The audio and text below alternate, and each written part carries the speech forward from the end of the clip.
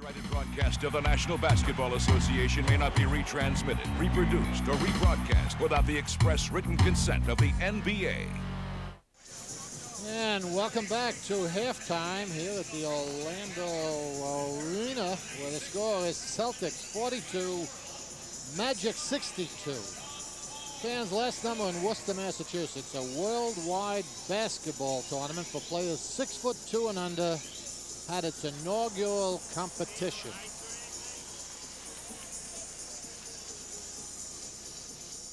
Since the origins of basketball, there has been an ongoing debate whether size and strength or speed and quickness is the key to success in the sport.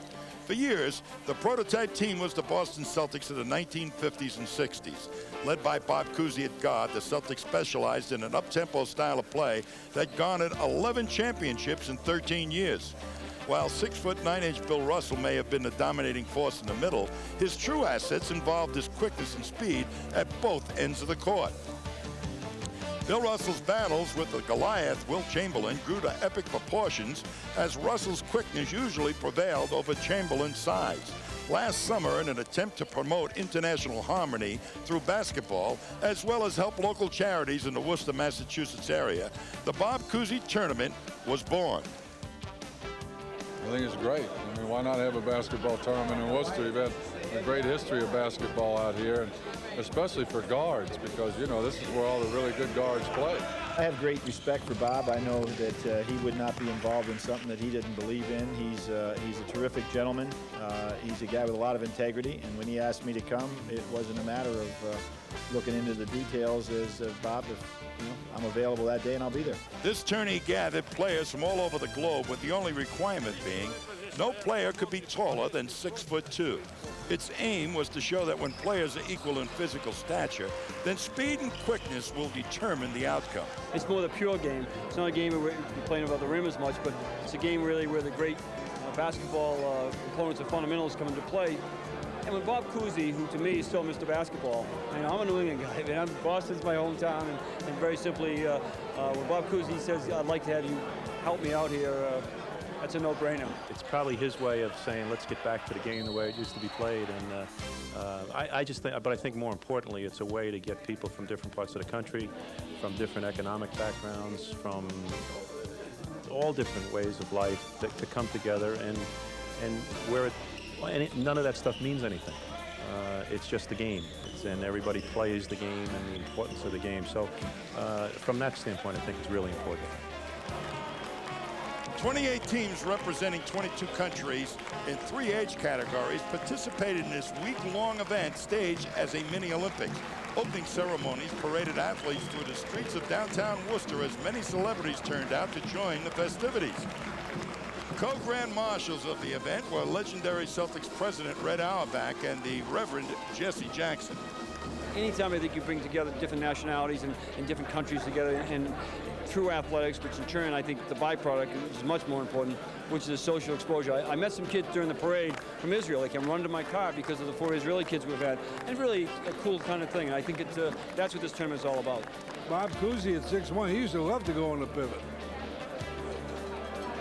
So a pivot man is anybody who's playing against a guy his size that's got the moves.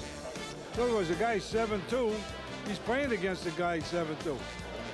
It's harder for him to make a basket than it is for one of the guards posting up another guard. Once the tournament started, skill and competition took precedence. Speed was the name of the game, as passing was crisp, rebounding was a team effort, and the fast breaks were truly fast. Oh, I love it. It's fun. It's a fast game. At least in our group, it was very fast game.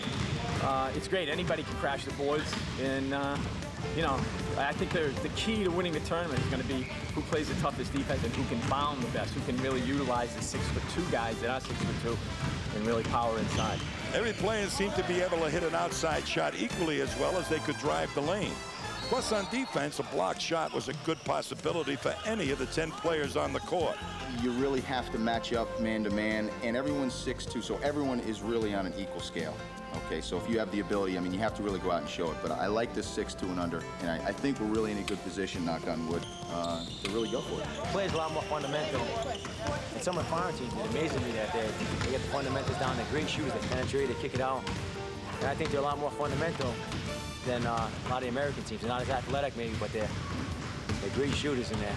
Very sound. They move the ball well. They play well together. Many of the foreign teams were better than anticipated.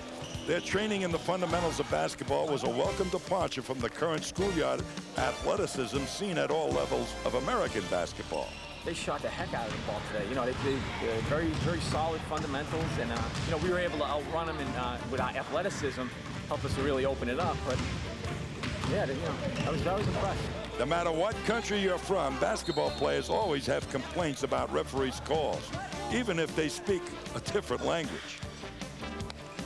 Kind of fun not being able to understand what they're saying anyway. You know, it's kind of just ignoring. You just smile at them. They kind of smile back sometimes. Sometimes they don't. That's when you're going to kind of wonder about what they're really telling you. The referee is back. Very back. The overall success of the first Bob Cousy tournament has aroused more support from sponsors in the city of Worcester. In fact, the event was so popular that organizers plan on holding it every 2 years beginning in 1998. We're not only pleased with the success, but the governor was so pleased that he has committed the state support for the next one. The mayor and city manager of Worcester have committed the city to making it their signature event. Our own personal goals are to increase the number of countries invited to 35 from the 22 we had last year. We're adding a ladies division of 12 countries. And we're also going to increase our search for a worldwide humanitarian award that we'll be presenting at the tournament.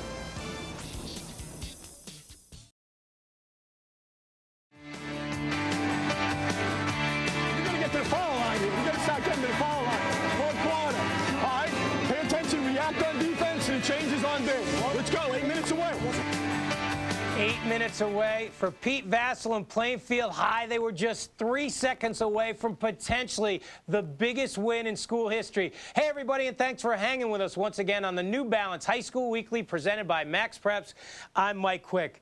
What a heartbreaker. They lost in the primetime shootout at the Sovereign Bank Arena to Rice High, 57-56. The Raiders came out flying. Lamont Jones for Rice, he was feeling it. He's already committed to Louisville, and he's just a sophomore. 11 of his 18 come in the first quarter. Plainfield has a good-looking player as well. Terrell Thompson, 7 of 13 from the field. Spots up in the first. They were tied at 16 after one. Second quarter, Plainfield, good teamwork. Thompson lays it in, 24-20. Rice counters. Nice passing leads to Dorvell Carter. He scores inside. 9 points for him, and Rice had a 1-point lead. 40 seconds left in the half. Plainfield on the move. Thompson, who will play for Dave Bike in Sacred Heart next year, lays it in. Plainfield up 29-27 at the half. Third quarter, the Cardinals go to the big fella. John Strickland backs in and scores 2 of his 7. He came alive in about a 3-minute stretch there in the third quarter. Plainfield's up 2 after 3. Early fourth, Rafiq Carnegie knocks down the triple, and the Cardinals are up 45-40. 2:50 left. Anthony Baskerville, creative to the bucket. Plainfield's up 4, upset in the making. But here comes Rice. Kemba Walker for our number 4 team hits the J. Rice is down 2. And then with under 5 seconds left, Jones hits the baseline 3 as they come back to win it 57. On the high school basketball, News 12 New Jersey's George Falkowski has a team to watch this season. Plainfield's Cardinals have come off a couple of pretty good years in a row. They came into this season out on the perimeter of teams that could make more noise come postseason time. But after Friday's stunner over Linden at Linden, the Cardinals now bear watching. We wanted to let everybody know that we're going to be a problem, even though we're young. We wanted to make sure we was going to be a good team so everybody could look out for us. We underestimated Plainfield. Is the state underestimated? My goal has always been this. When I came to Plainfield 2 years ago, since that time we've been 45-12. We played a national schedule last year. And the expectations I put on myself, my coaches, and my players is that we want to keep that winning going. Beating Linden was a huge first step. Building on it is a season-long challenge. Only thing I'm gonna say that we're back. But this year we got all young men, and we coming back strong. On the high school basketball beat, I'm George Falkowski, News 12 New Jersey Sports. So watch out for the Cardinals. And finally, back to the